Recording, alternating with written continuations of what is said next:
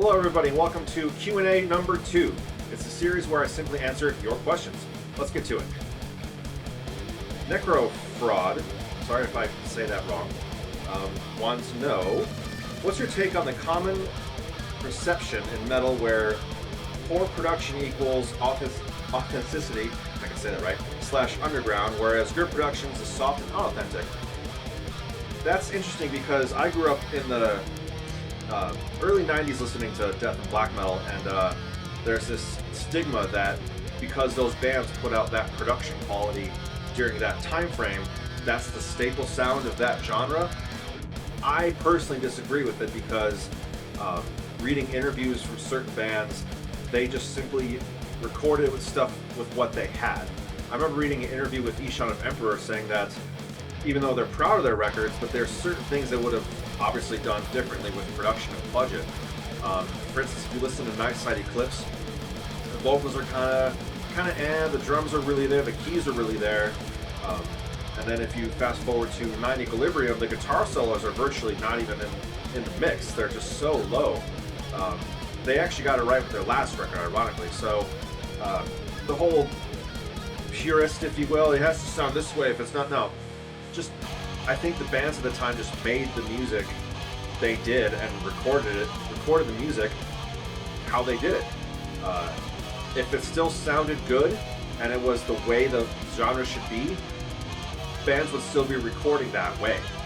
So I think it's just a matter of perspective and what you want as a musician, how it should sound. If you want to have an original, I guess not original, but a pure black metal sound, yeah, you can do that to this day, but will it really sound good? Would you really want to hear it? If you do, then do it. I personally don't. So anyway, thanks for that question. Next comes from Henning Ruiz. Sorry if I say it wrong. Ride the Lightning or Master of Puppets / why? That's pretty rad. For me, it's going to be Ride the Lightning for the simplicity that was, I guess, the first old Metallica record that I heard. First ever, like most people, where I lived anyway, didn't really hear Metallica or Megadeth or any of those guys. We heard the Black Album. It was on the radio. And then a buddy of mine came over with the guitar tab book and the cassette tape for Ride the Lightning. And I was like, no, dude, check this out. And Fight Fire with Fire, that first trem riff, holy shit. The whole record just blew me away. Master of Puppets is good, obviously. I shouldn't say good, it's one of the greatest albums of all time, but for me, sonically wise, let's see the phrase, I prefer Ride the Lightning over Master of Puppets. So thank you for that. Let's shoot over to YouTube. Those two were from Instagram, by the way. Let's go to that really quick. Nathan Peebles asks, I've been on the fence about getting a Jazz Master guitar for a while now. As a regular 6-string rock / folk player, do you see any benefits of adding a Jazz Master in my collection? I think if a guitar excites you to play music, then just get it. I think it'd be kind of cool if you did rock / folk with a Jazz Master. Certain guitars, it's a matter of perspective. Granted, now this is a G style. We all know what the G stands for. I usually do play metal, so it's kind of a given with this brand of the genre, but I also play in a band that does 60s punk / doo-wop stuff, and I use this for that. So I say use whatever you like. In fact, if it's playing that genre and it doesn't look right, like for instance the Jazz Master guitar, then that means you're getting attention. So I say go for it, dude. Just get whatever guitar excites you to play what you want. So excellent. Let's see here. Aaron Paul writes, let's see, it's long. Being that you have used a pretty wide variety of methods to achieve tone, modelers, amp sims, real amps, etc., what sort of difference do you notice between these options? There's more questions. We're going to do this one at a time. I think for certain situations, every scenario can be applied to make something sound good. Now, for instance, I'm in a small room, so even though my cabinet is literally right here, if I were to mic this and to get the volume that I need to get real guitar tone, I would go deaf. I can almost touch the walls right now with my arms here. So miking a guitar cabinet in this situation would not work, and I don't have another room to put the cabinet in and mic it that way. So in my situation, I'm using my Katana head or my Digitech preamp to get guitar tones. I think in that type of situation, amp sims and modelers work perfectly, but I grew up recording with miking cabinets and having them in a separate room and stuff like that.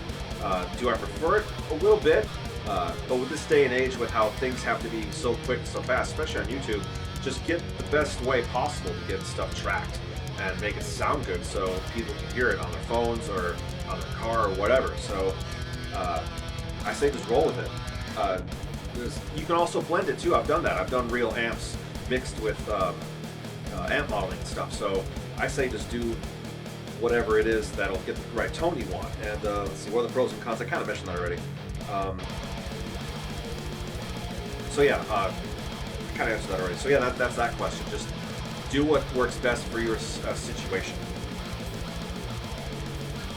Sure. Oh yeah, I do. Last question comes from Jade Blunt. I'm sorry, dude. I don't really know how to say your name. It's JDBLUT. He's a streamer in Canada. We'll put links to his Twitch channel in the description. He asks, what's one technique you wish you practiced more? And what's one you did but doesn't make its way to your into your playing? I think for me, it's going to be sweep picking and economy picking. I'm not a lead guitar player that much, I guess. I'm more of a rhythm player. So for me, a lot of my solos I'm sure you've seen on the channel, they're pretty simple. Simple just alternate picking, maybe some legato and hammer-ons. None of the bands I really play in where I'm in a position where sweep picking and economy picking would happen. Maybe in my stepdad's band because it's guitar instrumental, but for instance, if Futilitarian, I'm playing keyboards, and once we start playing live, I'll be playing rhythm guitar. With Dennis and Andraco, again, it's more rhythm than anything. A couple solos, but Blue Jay and the Pigeons, I mean, do you really think sweep picking and economy picking is going to work out in 60s doo-wop, 80s punk? My stuff, yeah, sure I can do that, but I'm the type of player that I'm just going to write a song and just play what sounds good to me. And as far as other picking styles that haven't worked its way into music, I pretty much play how I play. So the picking styles that I've learned, I use all the time, which is just alternate hammer-ons, pull-offs, and legato. So anyway, so that is it for this Q&A. I want to thank everybody for submitting questions, and be sure to hit subscribe and that bell. I think last video I mentioned, I think we had, how many subs were on the last video? I think it was like 260 something to that effect. We're looking at my phone now, we're at 296. So from that, I think it was about 5 weeks ago we did that last Q&A. So I want to thank all the new subs for checking out the channel and hitting subscribe and the bell. I know I have a lot of Sunday with Ola riffs. Most of you found me that way. So leave a question for the next Q&A, Q&A number 3. Hopefully I'll have more subs. I'll be over 300 subs. That'd be great. Yeah, thanks for watching, guys. We'll see you next time.